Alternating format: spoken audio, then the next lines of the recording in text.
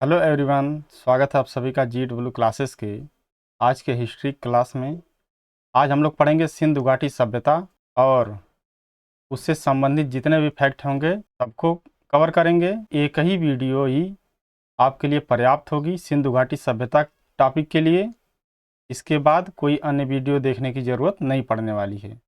चलिए आज सिंधु घाटी सभ्यता को पूरा समाप्त करते हैं। तो सिंधु घाटी सभ्यता कहें या हड़प्पा सभ्यता कहें, उस समय भारत की पहली सभ्यता थी, विश्व विख्यात और प्राचीनतम और सबसे विकसित सभ्यता थी। अब पाकिस्तान में हड़प्पा है, लेकिन उस समय जिस समय इसकी खुदाई हुई, इसका इस स्थान का पता चला, उस समय ये अखंड भारत का हिस्सा था। तो ये जो साइटें थी सब भारत में ही थीं। सिंधु घाटी सभ्यता कहें या इसी को हड़प्पा सभ्यता कहें, और इसका कार्यकाल 2500 ईसा पूर्व से 1750 के ईसा पूर्व के बीच इस सभ्यता को पाया गया है।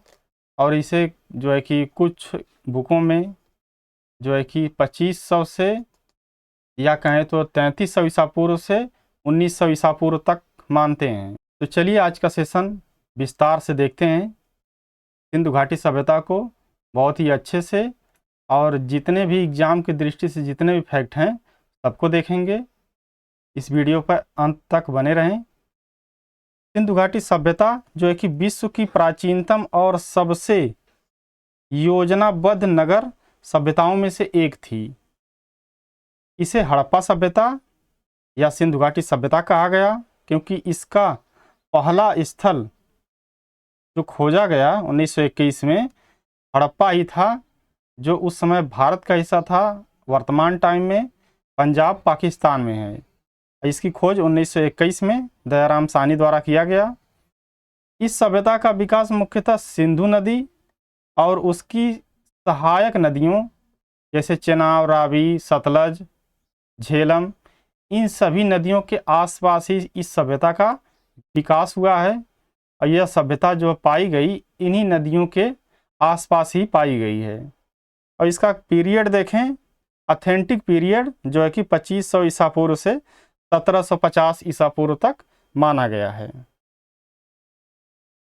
उस समय लेखन विधि थी पिक्टोग्राफी, और उस समय का जो है कि कलाकारी है। तो मैप में अगर देखें सिंधु घाटी सभ्यता को, तो ये आती है सिंधु नदी, और जो है कि ये है झेलम, चेनाब, रावी, और ये है सतलज। ये सभी आकर मूल रूप से मिलती हैं सिंधु नदी में। इसीलिए इस नदियों के आसपास जो सभ्यता बसी उसे ही सिंधु घाटी सभ्यता कहा गया, या उसी को हड़प्पा सभ्यता कहा गया। सिंधु नदी घाटी सभ्यता इसीलिए कहा गया क्योंकि सिंधु नदी और उसकी जो सहायक नदियां हैं उसी के आसपास इस सभ्यता का विकास हुआ था। सिंधु घाटी सभ्यता का भौगोलिक विस्तार देखें तो उत्तर से दक्षिण और पूरब से पश्चिम जो है कि उत्तर में जो है कि मांडा जम्मू एंड कश्मीर में पड़ता है, और दक्षिण में देखें तो दैमाबाद जो कि महाराष्ट्र में पड़ता है। पूरब में देखें तो आलमगीरपुर जो कि उत्तर प्रदेश में है, और पश्चिम में बलूचिस्तान तुतकांगेडोर जो कि बलूचिस्तान पाकिस्तान क्षेत्र में है। उस समय सभी ये सभी क्षेत्र जो है कि अपने भारत के ही हिस्सा थे। तो इसका भौगोलिक विस्तार जम्मू कश्मीर से लेकर महाराष्ट्र तक, उत्तर प्रदेश से लेकर बलूचिस्तान तक इस सभ्यता का विकास था, या इस सभ्यता बसी हुई थी। कुल मिला जुला कर देखें तो 1000 से अधिक साइटों की खोज हुई है, जिनमें से प्रमुख हैं हड़प्पा, मोहनजोदड़ो, लोथल, कालीबंगन, राखीगढ़ी, चनहुदड़ो। ये जो 6 हैं इन्हें जो है कि इन्हें नगर की संज्ञा दी गई है। बाकी अन्य जितने भी सभी हैं वो सभी छोटे मोटे शहर हैं मात्र। और प्रमुख स्थल और उसकी विशेषताएं देखते हैं, मेजर साइट्स एंड फीचर्स। तो हड़प्पा सभ्यता, हड़प्पा जो है कि हड़प्पा जो स्थल है वो पाकिस्तान में पड़ता है। यहाँ पर सबसे ज़्यादा क्या पाया गया है? अनाज भंडारण के लिए कोठार, जिसे हम लोग कोठरी कहते हैं, लेकिन वहाँ पर कोठार पाया गया है, जो कि बड़ा एक कमरा होता है जिसमें पूरे नगर का अनाज वहाँ पर इकट्ठा किया जाता था, वहाँ पर रखा जाता था। इसलिए वहाँ पर विशाल एक कोठार पाया गया है। और वहाँ की जो कि सड़कें पक्की पाई गई हैं हड़प्पा सभ्यता की, यानी कि हड़प्पा स्थल की। और यहाँ पर जो कि कब्रिस्तान पाई गई, जिसे R37 के नाम से भी जानते हैं। और मोहनजोदड़ो की बात करें तो मोहनजोदड़ो भी वर्तमान टाइम में पाकिस्तान में है। यहाँ पर सबसे ज़्यादा क्या पाया गया? सबसे बड़ा विशाल स्नानागार पाया गया, जो एक बड़ा स्विमिंग पूल या तालाब की तरह था, जिसमें नगर के लोग इकट्ठा होकर स्नान करते थे। और जो है कि धातु की नृत्य करती हुई लड़की का प्रतिमा पाई गई है, जो कि एक विश्वविख्यात प्रतिमा है। यहाँ पर और क्या पाया गया है? मोहनजोदड़ो में भगवान शिव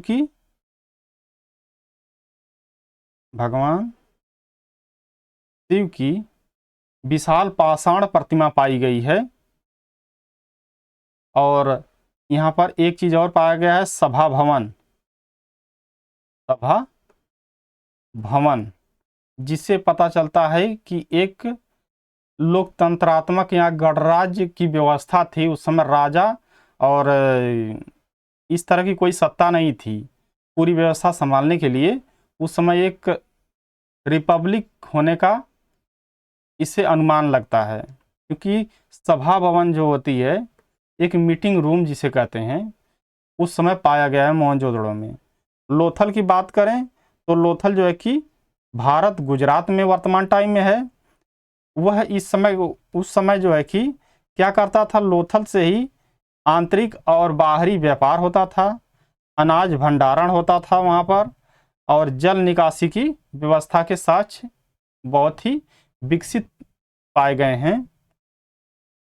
यानी कि लोथल से पूरी सिंधु घाटी सभ्यता में हर जगह माल पहुंचाया जाता था, और यानी कि माल की आदान प्रदान एक स्थान से दूसरे स्थान ले जाने का काम लोथल के रास्ते होता था। और लोथल जो है कि गुजरात में पड़ता है, और यह नदी के रास्ते मिस्र तक का व्यापार करता था। और जो है कि सिंधु इस सभ्यता जो थी, उसके भी अन्य क्षेत्रों में कोई भी वस्तु पहुंचाने के लिए नदियों का सहारा लिया जाता था, जो है कि लोथल से यह कार्य होता था। कालीबंगन जो है कि राजस्थान में पड़ती है, राजस्थान भारत में। वहाँ पर अग्निवेदी या हवन कुंड कहीं पाया गया है। बैलों से हल चलाने के प्रमाण मिले हैं। और जो है कि काली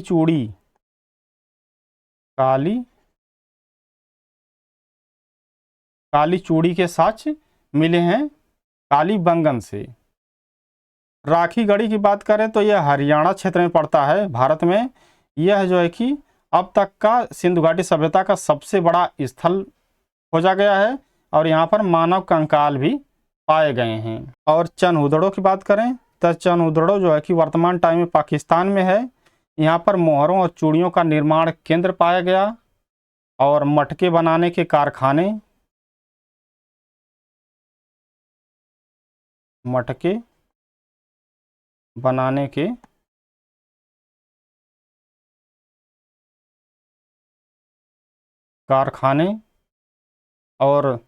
और भी चीज़ें पाई गई, जिसमें से लिपस्टिक,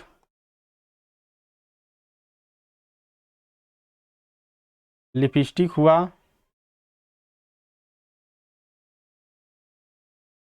काजल हुआ,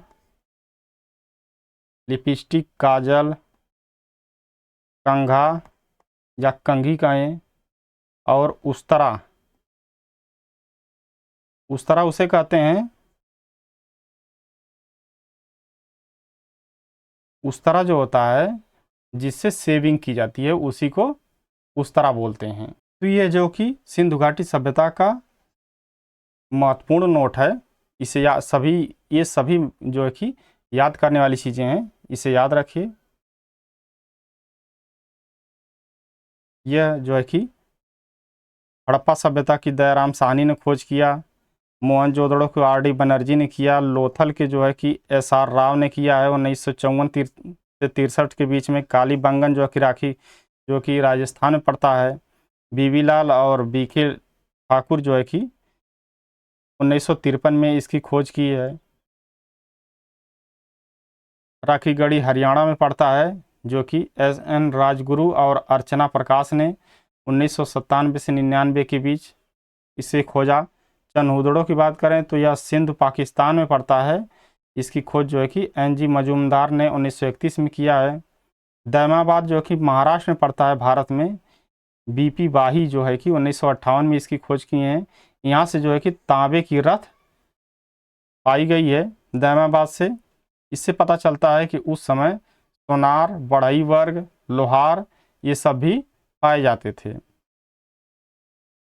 तुतकांगेडोर जो कि बलूचिस्तान में पड़ता है, स्टाइन और आर एच माके 1929 में खोज किया, जो है कि पश्चिमी सीमा का व्यापारिक चौकी थी। आलमगीरपुर जो है कि उत्तर प्रदेश में है भारत में। इसकी खोज जो है यशपाल शर्मा ने किया 1958 में। पूर्वी सीमा पर स्थित स्थल जो क्षेत्र था ये। सिंधु घाटी सभ्यता की लिपि और भाषा की बात करें तो सिंधु घाटी सभ्यता की लिपि को हड़प्पा लिपि भी कहते हैं। यह एक चित्र आधारित अर्थात पिक्टोग्राफी है। अभी तक यह पढ़ी नहीं जा सकी है, इसलिए बहुत सारी बातें अनुमान के आधार पर इतिहास में लिखी गई हैं। सिंधु घाटी सभ्यता कला और शिल्प की बात करें, आर्ट एंड क्राफ्ट की, तो ब्रांज की नृत्य करती हुई लड़की पाई गई है। और मोहनजोदड़ो से, जो कि मोहनजोदड़ो से मिली, एक विश्व प्रसिद्ध मूर्ति है ये। इतनी पुरानी मूर्ति अभी तक और कहीं नहीं पाई गई थी। पशु आकृतियों वाली मोहरें, जो कि ये संकेत करती हैं कि व्यापार और धार्मिक उद्देश्य के लिए ये बनाई गई थीं। और चूड़ियाँ, खिलौने, मनके, आभूषण शिल्प कला में निपुणता के संकेत देते हैं कि उस समय जो है कि चूड़ियाँ, खिलौने, मनके, आभूषण यानी कि ये सब बनाया जा रहा था। यानी कि शिल्प कला बहुत ही उच्च कोटि की थी उस समय।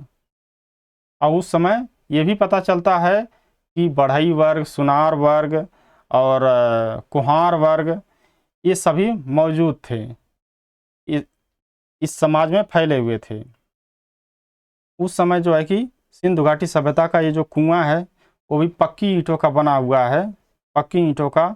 और ये चबूतरा बनाया गया है बैठने के लिए, और ये जो खड़ा होने के लिए बनाया गया है सीढ़ी की तरह, जो वर्तमान टाइम में अब बनता है। और ये नाली जो है कि पक्की नाली बनी हुई के साक्ष्य मिला है। और ये जो क्षेत्र है बिल्कुल पक्का है। इससे पता चलता है कि उस समय जो सभ्यता थी वो पूर्ण विकसित थी और पक्की ईंटों का उपयोग हो रहा है, यानी वो भी एक आकार के ईंटों का उपयोग हुआ है। यह सभी घटना जो है कि एक विकसित सभ्यता को संकेत करती हैं। नगर योजना की बात करें, यानी कि सिंधु घाटी सभ्यता में नगर कैसे होते थे, उनको कैसे बनाया गया और उसमें क्या क्या सुविधाएं थीं, यह नगर योजना में आती है। नगर योजना का मतलब सारी व्यवस्थाएं सुव्यवस्थित हों और बिल्कुल बढ़िया ढंग से हो। ऐसा नहीं कि जो अभी वर्तमान टाइम में भारत में जो गांव में पाया जाता है, किसी के घर ऊपर हुए, नीचे हो गए, किसी का छोटा है, किसी का बड़ा है, पानी निकासी की व्यवस्था नहीं है। पर उस समय जो है कि सिंधु घाटी सभ्यता इतनी विकसित थी कि बिल्कुल गांव की तरह नहीं, अर्बन शहर की तरह, जैसे वर्तमान टाइम में नोएडा हो गया या गाजियाबाद हो गया, लखनऊ सिटी हो गया, इस तरह विकास किया गया था। जैसे अपार्टमेंट बनते हैं, बिल्कुल एक साइज के कमरे, एक साइज के सारे अपार्टमेंट बने रहेंगे। उसमें पार्क रहेगा, पानी निकासी की व्यवस्था रहेगी, पानी पीने की व्यवस्था रहेगी, शौचालय की व्यवस्था रहेगी। तो ये सारी सुख सुविधाएं जो थीं उस समय सिंधु घाटी सभ्यता में भी मौजूद पाई गई हैं। जो एक एक लाइन में जो घर बनते हैं, या एक लाइन से या सीधी रेखा में जो रोड बनते हैं, जो सीधी रेखा में नालियां बनती हैं, यह सभी जो है कि सिंधु घाटी सभ्यता में पाई गई हैं। वहाँ के मकान जो कि मकान और सड़कें 90 डिग्री पर काटती थीं, नालियाँ भी उसी के ठीक बगल से गुजरती थी, यानी कि वो भी बिल्कुल ग्रिड लाइन में ही थी। मकान जो है कि मेन रोड पर उसके द्वार नहीं खुलते थे, वह गलियों में खुलते थे, यानी कि मेन रोड से जो शाखा छोटी छोटी जाती थी उस पे अपना घर बनाते थे। और उसी वहीं पर एक छोटी नालियों का भी विकास पाया गया है, जिससे उन घरों का पानी जो है कि मेन गटर में आके मिलता था और फिर वहाँ से नगर से बाहर चला जाता था। इससे पता चलता है कि सुरक्षा की दृष्टि से मेन रोड पे मकानों के द्वार नहीं बने थे, जो कि गलियों में बने थे। तो बिल्कुल एक सिविलाइज्ड सोसाइटी थी, जिससे पता चलता है कि सब कुछ बिल्कुल एकदम नक्शे के तहत बनाया गया है। तो चलिए देख लेते हैं। जो कि ग्रिड प्रणाली का उपयोग हो रहा था उस समय। नगरों का निर्माण उत्तर से दक्षिण और पूरब से पश्चिम दिशा में सीधी सड़कों के साथ किया गया था। घरों में प्रवेश मुख्य सड़क की ओर नहीं होते थे, बल्कि गलियों की ओर होता था। ऐसा क्यों किया जाता था? ये गोपनीयता के लिए या सुरक्षा कारणों से ऐसा किया जाता था। दुर्ग और निचला स्तर की बात करें तो उस समय जो था, नगर जो है, नगर दो भागों में बटा हुआ होता था। मान लेते हैं कि ये नगर है। एक जो सबसे बड़ा क्षेत्र होता था वो निचला भाग होता था नगर बनाने में। ये जो क्षेत्र थे ये आम जनता को निवास स्थान या निवासियों के लिए घर बनाए गए थे। और ये वाला भाग जो बचता था, यह जो है कि प्रशासनिक क्षेत्र या उस नगर की सुरक्षा की दृष्टि से जो भी वो सुरक्षा करते थे उनके लिए बनाया गया था, जो है कि वो अपने पूरे परिवार के साथ ऊपर निवास करते थे। और वहीं पर इसी को दुर्ग कहा गया, ऊपरी भाग को, और निचले वाले भाग को निवास का क्षेत्र कहा गया है। ठीक है। तो दुर्ग और निचला नगर, तो नीचे वाला जो भाग था वो नगर का काम करता था और ऊपर वाला भाग जो है कि दुर्ग का। दुर्ग से ही सुरक्षा, वर्तमान टाइम में दुर्ग को ही चौकी कहते हैं। जैसे सेना अपनी चौकी बना लेती है अपनी सीमा के अंदर, जो कि बहुत ऊंचाई पर टावर के रूप में होते हैं, वहाँ से पूरी सीमा की निगरानी किया जाता है। उसी समय सिंधु घाटी सभ्यता में दुर्ग हुआ करता था। दुर्ग से निचले वाले भाग, यानी कि नगर का जो क्षेत्र था उसको उस ऊंचाई वाले क्षेत्र से देखा जाता था, सुरक्षा कारणों से, कि कहीं कोई गलती तो नहीं, कुछ प्रॉब्लम तो नहीं क्रिएट हुई है। वहाँ से पूरा नगर दिखता था। तो नगर को दो भागों में बांटा हुआ था, दुर्ग और निचला नगर। तो प्रत्येक नगर में ऊंचे स्थान पर दुर्ग और नीचे आम नागरिकों का निवास स्थान होता था। और नगर के निर्माण के लिए पक्की ईंटों का प्रयोग हुआ है उस समय। तो घरों, दीवारों और सड़कों में पक्की ईंटों का प्रयोग होता था, जो एक समान आकार के होती थीं। नाली प्रणाली की बात करें, यानी कि पानी निकासी की व्यवस्था कैसी थी?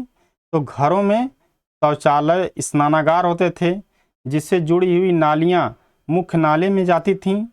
और उन्नत सीवेज प्रणाली, जो कि घरों में निकलने वाला पानी नलियों द्वारा नगर से बाहर चला जाता था। सार्वजनिक भवन की बात करें तो मोहनजोदड़ो में ग्रेट बाथ, यानी कि पूरे नगर के लोग एक ही स्विमिंग पूल में या कहें तो एक ही तालाब में स्नान करते थे। और हड़प्पा में ये सार्वजनिक था, यानी कि कोई भी आके नहा सकता था वहाँ पर। और हड़प्पा ये जो है कि मोहनजोदड़ो में पाया गया, जबकि हड़प्पा में कोठार पाया गया, जहाँ पर पूरे नगर के लोग अपने अन्न को उस कोठार में लाके रखते थे, सुरक्षा कारणों से जो भी पैदावार होती थी।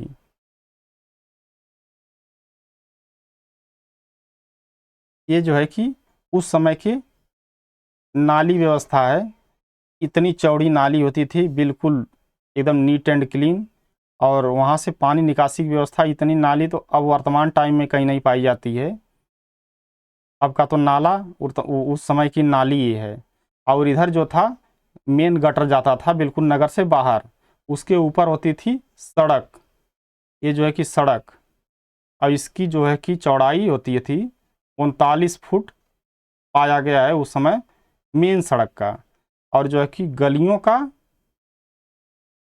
गलियों का जो इस तरह बनाए गए थे, गली बनाई गई थी, तो गलियों की जो चौड़ाई थी 9 से 13 फुट के लमसम बनाई गई थी। कहीं कहीं 9 पाई गई है, कहीं कहीं 7 पाई गई है, कहीं 8 पाई गई है, और 13 फुट तक मैक्सिमम होती थी। इसके बाद यहाँ पे घर का निर्माण किया जाता था, और उसी सड़क यानी कि गली में ही नाली बनाई जाती थी दोनों साइड पानी निकासी के लिए। इधर भी मकान बने थे, इधर भी। और सबसे बड़ी बात है बिल्कुल नगर की तरह, यानी कि किसी का मकान न छोटा न बड़ा, बिल्कुल बराबर सा। सारी व्यवस्थाएं सभी के घरों में बराबर थी, न किसी के कम न किसी के ज़्यादा। और फिर उसके बाद वहाँ की जो नालियाँ थीं फिर उसमें आके मिलती थीं, यहाँ से फिर पानी नगर से बाहर चला जाता था। सिंधु घाटी सभ्यता की सामाजिक जीवन की बात करें कि यानी कि उस समय जो समाज था बिल्कुल कैसा था, लोग कैसे रहते थे, उनका खान पान कैसा था, रहन सहन कैसा था, तो वो कौन से काम करते थे। तो उनके सामाजिक जीवन की बात करें तो वह सुसंस्कृत समाज था उस समय, क्योंकि एक नगर की व्यवस्था वो सब किए हैं। इससे पता चलता है कि बहुत ही समझदार और पढ़े लिखे उस समय रहे होंगे। उस समय जब सुनार वर्ग, बढ़ई वर्ग, लोहार वर्ग, कुम्हार वर्ग ये सभी पाए गए हैं, तो ये सभी क्या है, स्किल्ड हैं। यानी कि देखते हैं उसमें तो साफ सुथरे नगर थे, वस्त्र पहनने की शैली थी, यानी कि वस्त्रों का उपयोग अच्छे से होता था, गहनों का प्रयोग करते थे। सभी उन्नत सामाजिक जीवन के ये सब संकेत देते हैं, यानी कि उस समय सामाजिक जीवन बिल्कुल सिविलाइज था, बिल्कुल सुसंस्कृत था। जैसे हम लोग वर्तमान टाइम में जीते हैं उससे भी बेस्ट तरीके से उस समय लोग जीते थे। वस्त्र और आभूषण की बात करें तो पुरुष जो है कि कमरबंद पहनते थे, महिलाओं के लिए गहने, कान की बालियां, चूड़ियां, हार आदि पाए गए हैं, जिससे पता चलता है कि महिलाओं और पुरुषों में समानता के भाव दर्शा रहे हैं। आवास की बात करें तो घर जो है कि 1 या 2 मंजिले होते थे, जिसमें आंगन, स्नानागार, कुएं आदि मौजूद थे। इससे ये भी पता चलता है कि शिल्पकार वर्ग यानी कि आर्टिसियन क्लास जो भी था, कुम्हार, बढ़ई, सुनार, मूर्तिकार जैसे पेशे भी उस समय समाज में थे। उस समय की बनाई हुई ये सुराही है जो कि एक उन्नत हैंडीक्राफ्ट को दर्शाती है।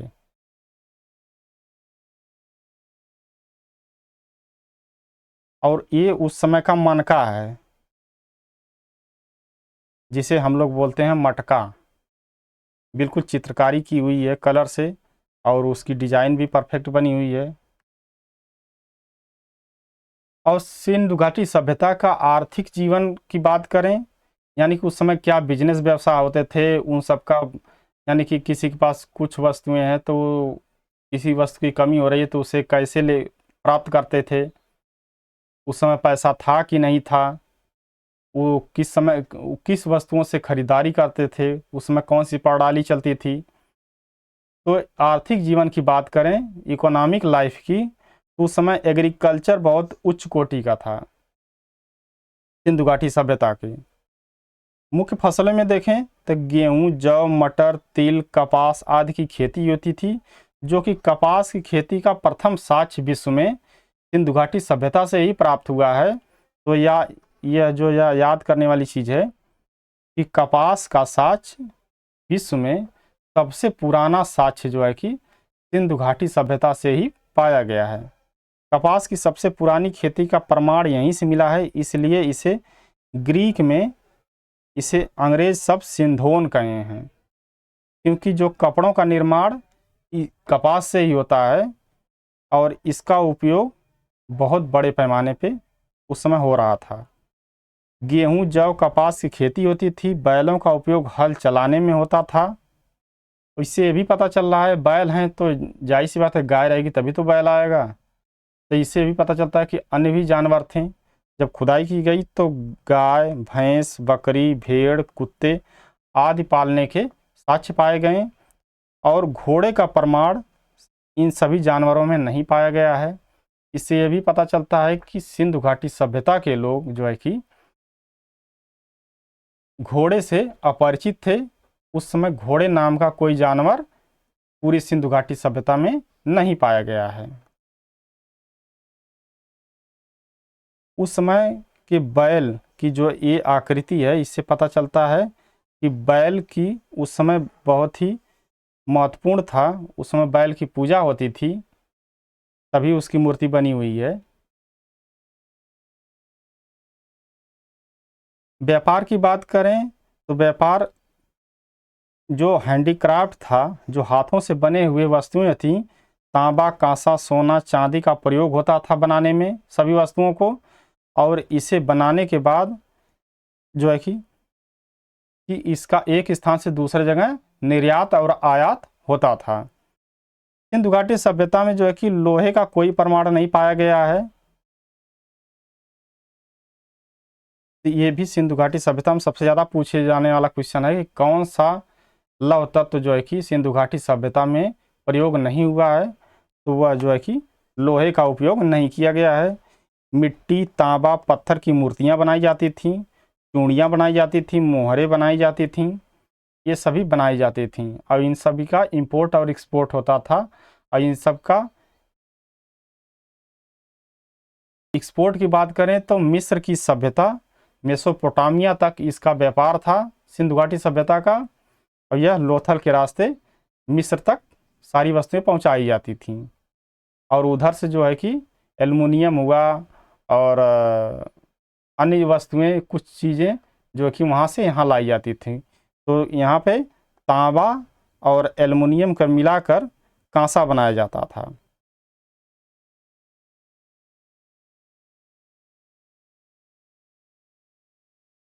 एल्युमिनियम को मिलाकर फिर कांसा बनाया जाता था।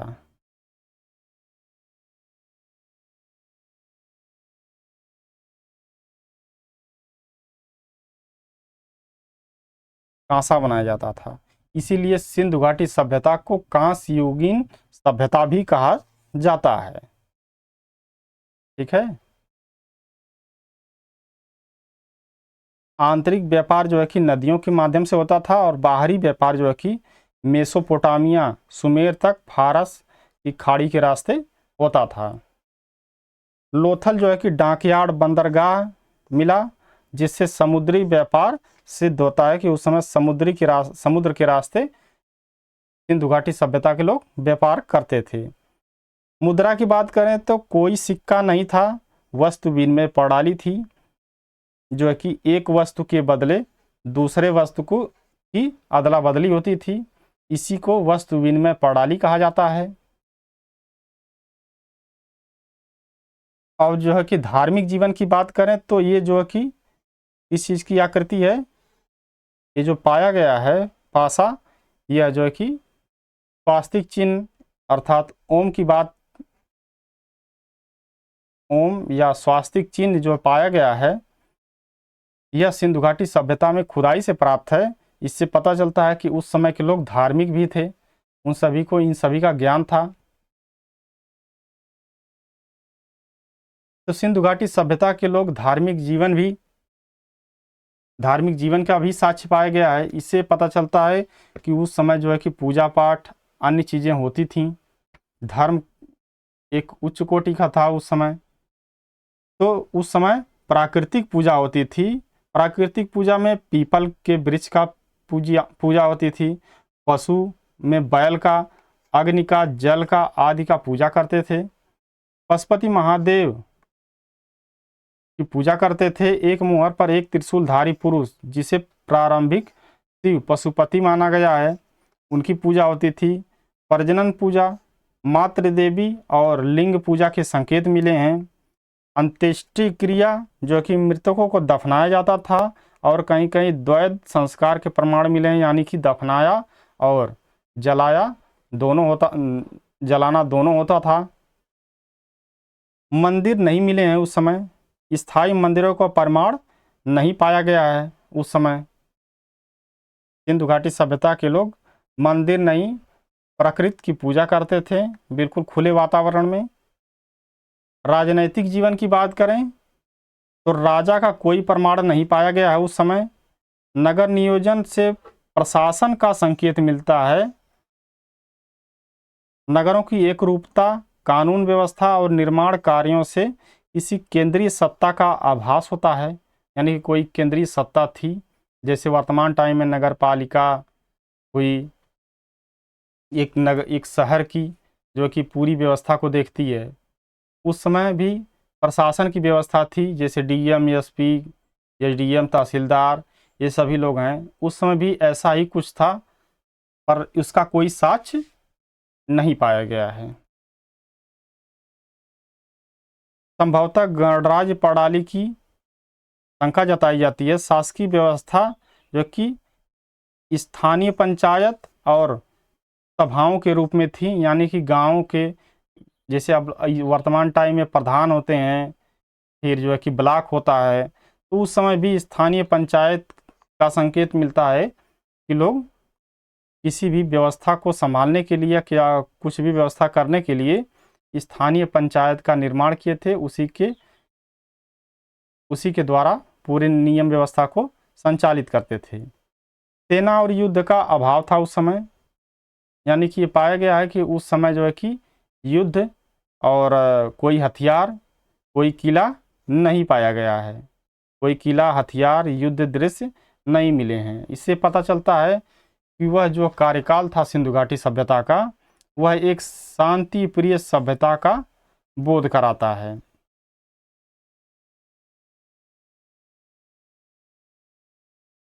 अब सिंधु घाटी सभ्यता का ये अनुमान लगता है कि वो सभ्यता कैसे समाप्त हो गई, उसका पतन के क्या कारण थे। तो सबसे ऑथेंटिक में माना जाता है कि सिंधु घाटी सभ्यता, क्योंकि नदियों के किनारे ही बिल्कुल बसी हुई थी, इसलिए नदियों में जो है कि बाढ़ आ गई। बाढ़ आने के कारण पूरी सभ्यता उसमें डूब गई। इस वजह से सिंधु घाटी सभ्यता का पतन हो गया। और कहीं कहीं अन्य जगहों पर, अन्य अन्य बुकों में इसको अन्य अन्य दिखाया गया है। कहीं लिखा गया है कि नदी का मार्ग बदल गया, जैसे घग्गर हकरा नदी सूख गई, जिससे सभ्यता समाप्त हो गई। जलवायु परिवर्तन किसी किसी बुक में दिखाया गया है कि जलवायु परिवर्तन, सूखा या बाढ़ की दोनों स्थिति बन सकती है। सूखा हो गया जिसकी वजह से खाने पीने का अभाव हो गया, वो सभ्यता जो है कि भूखमरी का कारण होकर समाप्त हो गई। आर्यों का आगमन कुछ विद्वान मानते हैं कि बाहरी आक्रमण हुआ जिसमें पूरी सभ्यता मारी गई, इससे वो समाप्त हो गई। प्राकृतिक आपदाएं जैसे भूकंप और महामारी आई, पूरी सभ्यता को समाप्त कर दी। कृषि उपज में कमी और व्यापार में गिरावट हुआ, जिसकी वजह से पूरी सभ्यता समाप्त हो गई। लेकिन अभी तक के साक्ष्यों में सबसे ऑथेंटिक माना जाता है कि सिंधु घाटी सभ्यता जो है कि सिंधु नदी या उसकी सहायक नदियों में बाढ़ आने की वजह से पूरी सभ्यता जो है कि उस बाढ़ में डूबने की वजह से इस सभ्यता का पतन हो गया है।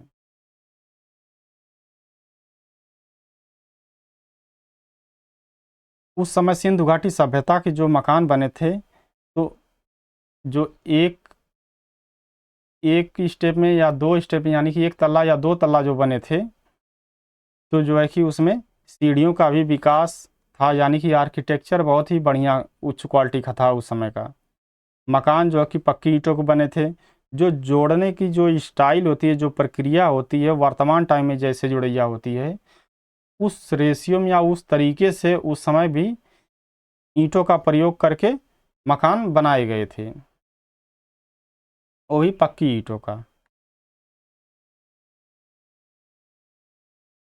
तो पूरे सिंधु घाटी सभ्यता में देखे तो सबसे पहला खोजा गया स्थल जो था हड़प्पा था, इसीलिए इस सभ्यता को हड़प्पा सभ्यता भी कहा गया। यह जो है कि 1921 में दयाराम साहनी द्वारा खोजा गया। सबसे प्रसिद्ध स्थल की बात करें तो मोहनजोदड़ो था, 1922 में आर डी बनर्जी द्वारा खोजा गया। और सबसे बड़ा स्थल की बात करें सिंधु घाटी सभ्यता का तो राखी गढ़ी हरियाणा में है। और किसी किसी बुक में इसे बनवाली भी कहा गया है। बनवाली जो कि राखी गढ़ी क्षेत्र में ही है, बस थोड़ी थोड़ी दूरी पर है। भारत में खोजा गया पहला स्थल जो था लोथल था। ये भारत में वर्तमान टाइम में खोजा गया। ये जो कि गुजरात में पड़ता है, एक डॉकयार्ड का काम करता था सिंधु घाटी सभ्यता के लिए। सर्वाधिक धार्मिक प्रमाण जो है कि कालीबंगन से पाए गए हैं, जहाँ पर अग्निवेदियाँ, हवन कुंड, काली चूड़ी, जुते हुए खेत, इन सभी के साक्ष्य पाए गए हैं।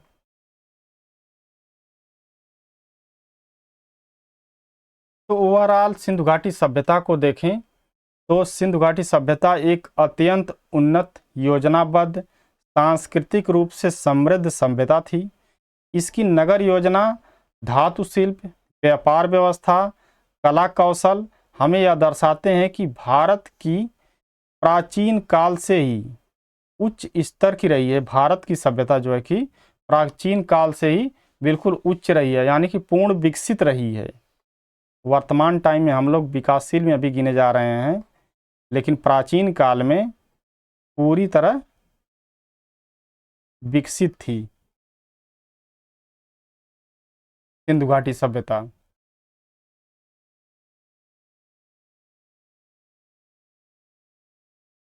अब सिंधु घाटी सभ्यता से संबंधित जो भी क्वेश्चन बन सकते हैं उनको देख लेते हैं।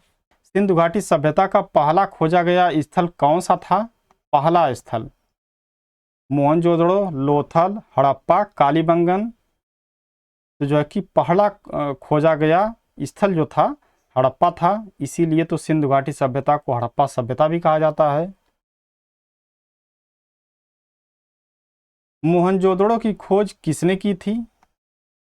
मोहनजोदड़ो की खोज Dayaram Sahni, R D Banerjee, John Marshall, बीवी लाल। तो मोहनजोदड़ो की खोज जो है कि आर डी बनर्जी द्वारा किया गया है। नेक्स्ट क्वेश्चन है सिंधु घाटी सभ्यता का सबसे बड़ा स्थल कौन सा है? मोहनजोदड़ो, राखी गढ़ी, हड़प्पा, लोथल। तो जो है कि सबसे बड़ा स्थल जो है कि हरियाणा में पाया गया, यानी कि हरियाणा राखी गढ़ी। क्वेश्चन नंबर 4 है नृत्य करती हुई बालिका की कांस्य की मूर्तियां कहाँ से प्राप्त हुई थी? यह जो है कि हड़प्पा, मोहनजोदड़ो, कालीबंगन, लोथल। यह जो है कि नृत्य करती हुई बालिका की प्रतिमा पाई गई है मोहनजोदड़ो से। यहीं पर भगवान पशुपति यानी कि भगवान भोलेनाथ की भी प्रतिमा पाई गई है। हड़प्पा में जो कि विशाल कोठार पाया गया है। कालीबंगन से अग्निवेदियां पाई गई हैं। लोथल से डॉकयार्ड होने का साक्ष्य पाया गया है।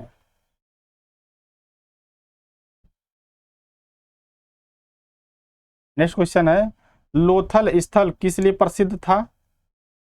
स्नानागार, बंदरगाह, अग्निवेदी, विशाल कोठार। तो लोथल जो था बंदरगाह के लिए प्रसिद्ध था। नेक्स्ट क्वेश्चन है सिंधु घाटी सभ्यता की लिपि कैसी थी? ब्राह्मी लिपि, देवनागरी लिपि, चित्रलिपि, अरेबिक। तो सिंधु घाटी सभ्यता जो है कि चित्रलिपि थी, पिक्टोग्राफिक थी, जिसे अभी तक पढ़ा नहीं जा सका है। केवल अनुमान के आधार पर और वस्तुओं के साक्ष्य के आधार पर सिंधु घाटी सभ्यता का इतिहास लिखा गया है। नेक्स्ट क्वेश्चन है किस स्थल से अग्निवेदी प्राप्त हुई है? लोथल से, कालीबंगन से, हड़प्पा से, चनहुदड़ो से। तो अग्निवेदी जो है कि कालीबंगन राजस्थान से प्राप्त हुई है, जहाँ पर काली चूड़ी भी मिली है, जुते हुए खेत भी मिले हैं। नेक्स्ट क्वेश्चन है हड़प्पा सभ्यता के लोग किस धातु को नहीं जानते थे? तांबा को नहीं जानते थे, सोना को नहीं जानते थे, लोहा को नहीं जानते थे, चांदी को नहीं जानते थे। तो सिंधु घाटी के सभ्यता के लोग तांबा, सोना और चांदी का उपयोग आभूषणों और बर्तन बनाने में करते थे, अन्य वस्तुएं बनाने में करते थे। क्योंकि तांबे की जो है कि रथ भी पाई गई है दैमाबाद से, तो इससे पता चलता है ये भी पाया गया, ये भी पाया गया, ये भी पाया गया। लोहा जो था उसके कोई साक्ष्य नहीं मिले हैं। इससे पता चलता है कि हड़प्पा सभ्यता जो लोग थे धातु को नहीं जानते थे, तो एक धातु था लोहा, लोहा को नहीं जानते थे। नेक्स्ट क्वेश्चन है, ग्रेट बाथ कहाँ मिला है? हड़प्पा में, मोहनजोदड़ो में, लोथल में, कालीबंगन में। तो ग्रेट बाथ जो स्नान करने का एक बड़ा ही स्विमिंग पूल कहें वर्तमान टाइम में, या तालाब पाया गया है, तो वह जो है कि मोहनजोदारो में पाया गया है, जिसमें पूरे नगर के लोग एक साथ स्नान करते थे। नेक्स्ट क्वेश्चन है, सिंधु घाटी सभ्यता का प्रमुख पशु कौन सा था? घोड़ा, हाथी, बैल, शेर। तो सिंधु घाटी सभ्यता का प्रमुख जो है कि पशु था वह बैल, क्योंकि बैल की पूजा होती थी और बैल से ही खेत जोतने का कार्य किया जाता था। घोड़े का कोई साक्ष्य नहीं पाया गया है सिंधु घाटी सभ्यता में। सिंधु सभ्यता में घर किससे बने थे? कच्ची ईंट से, पत्थर से, पक्की ईंट से, लकड़ी से। तो सिंधु घाटी सभ्यता में घर का निर्माण पक्की ईंटों से किया गया है।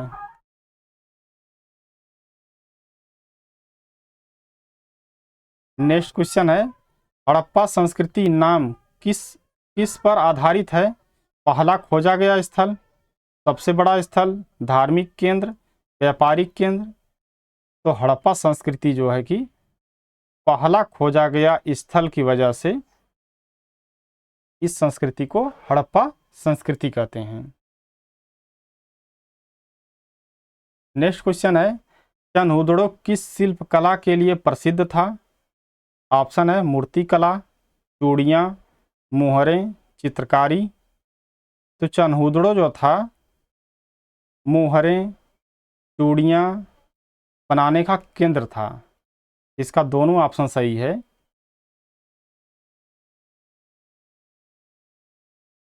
सिंधु सभ्यता की प्रमुख नदी कौन सी थी? ऑप्शन ए है गंगा, ऑप्शन बी है यमुना, सिंधु, सरस्वती।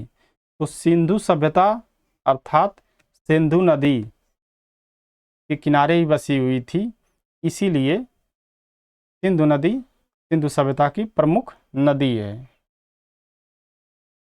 किस स्थल से तांबे की रथ युक्त मूर्तियां मिली हैं? लोथल से, दैमाबाद से, हड़प्पा से, मोहनजोदड़ो से। तो तांबे की जो रथ पाई गई है वह दैमाबाद महाराष्ट्र से पाई गई है।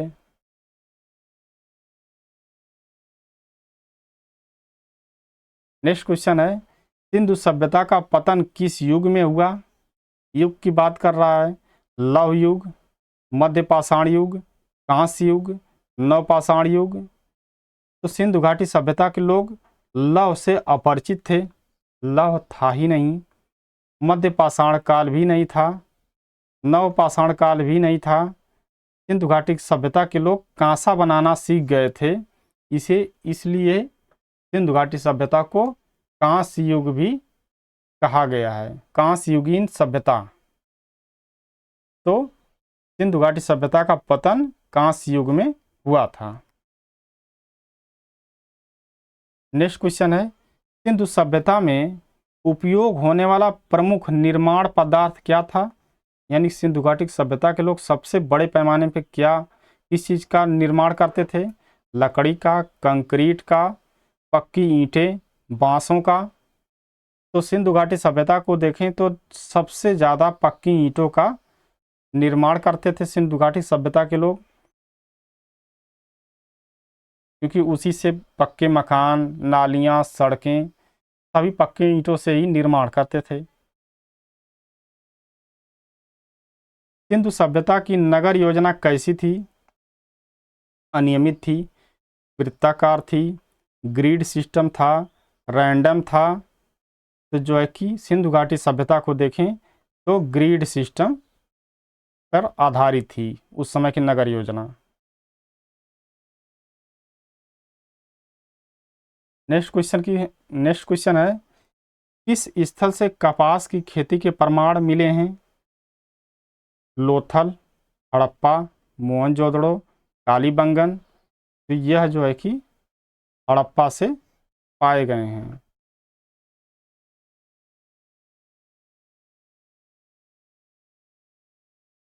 सिंधु घाटी सभ्यता में पशुपति महादेव किस वस्तु पर चित्रित थे? ईंट पर, मूर्ति पर, मोहर पर, दीवार पर। तो पशुपति महादेव की जो चित्रित पाई गई है, चित्र पाया गया है, वह मोहरों पर पाया गया है।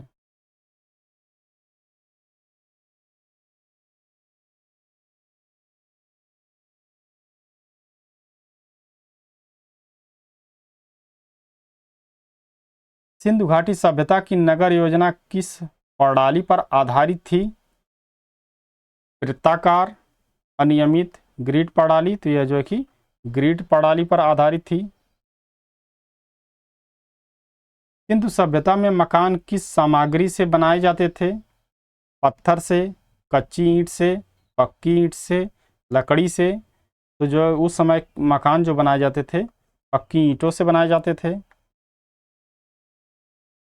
सिंधु सभ्यता के लोग किस फसल की खेती करते थे जिसका यह सबसे पुराना प्रमाण है? गन्ना का, चावल का, कपास का, मक्का का। तो जो है कि सबसे पुराना प्रमाण कपास का है, जो है कि सिंधु घाटी सभ्यता के लोग करते थे।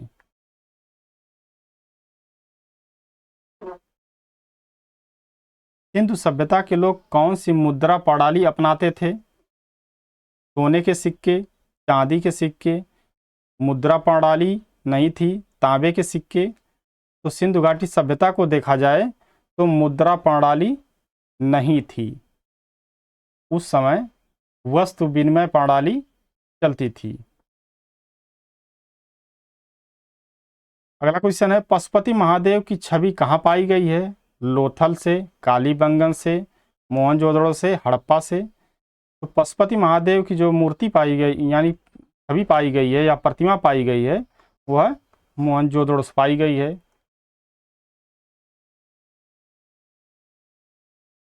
नेक्स्ट क्वेश्चन है, सिंधु सभ्यता में मंदिरों के क्या प्रमाण मिले हैं?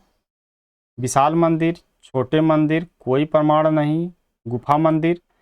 तो सिंधु घाटी सभ्यता में कोई मंदिर नहीं पाया गया है, नो एविडेंस। सिंधु सभ्यता में किस वर्ग के लोगों की विशेष भूमिका रही है? पुजारी, सैनिक, व्यापारी और शिल्पकार, राजाओं। तो देखें सिंधु घाटी सभ्यता में तो व्यापारी और शिल्पकार वर्ग जो कि विशेष भूमिका निभा रहा था अपना। नेक्स्ट क्वेश्चन है, सिंधु घाटी सभ्यता में किस प्रकार की शासन व्यवस्था के प्रमाण मिलते हैं? राजतंत्र, लोकतंत्र, गणतंत्र। स्पष्ट प्रमाण नहीं मिलते हैं। तो सिंधु घाटी सभ्यता में नो क्लियर एविडेंस, स्पष्ट प्रमाण नहीं पाया गया है कि कौन सी शासन व्यवस्था उस समय थी। सिंधु सभ्यता में महिलाओं की स्थिति कैसी थी? बहुत निम्न थी, समानता के साथ थी, केवल घरेलू कार्य करती थीं, युद्ध में भाग लेती थीं। उस समय युद्ध तो होता ही नहीं था, युद्ध का कोई प्रमाण नहीं पाया गया है। घरेलू कार्य तो करते ही थीं, बाकी समानता उस समय पाई गई है। पुरुषों के अपेक्षा महिलाओं को ज़्यादा मान सम्मान इज्जत दिया जाता था, क्योंकि मातृ देवी की पूजा होती थी। इससे पता चलता है कि महिलाओं की जो स्थिति उस समाज में थी बहुत ही उच्च थी पुरुषों की अपेक्षा। सिंधु घाटी सभ्यता में किस वस्तु की पूजा की जाती थी? नदियाँ, पशु और वृक्ष, मंदिर और मूर्तियाँ, केवल सूर्य देवता की। उस समय देखें तो पशु और वृक्ष की जो है कि पूजा की जाती थी।